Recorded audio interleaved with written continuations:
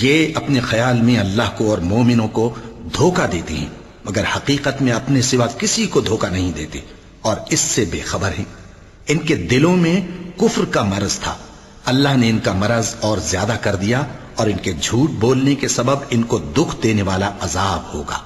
اور جب ان سے کہا جاتا ہے کہ زمین میں فساد نہ ڈالو تو کہتے ہیں کہ ہم تو اصلاح کرنے والے ہیں۔ دیکھو یہ بلا شبہ مفسد ہیں لیکن خبر نہیں رکھتے۔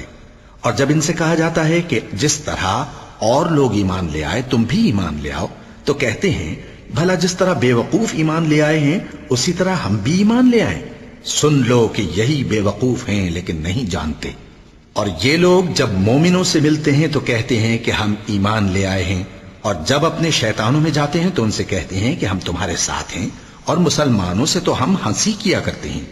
ان منافقوں سے اللہ ہنسی کرتا ہے اور انہیں مہلت دیا جاتا ہے کہ شرارت و سرکشی میں پڑے بہک رہے ہیں۔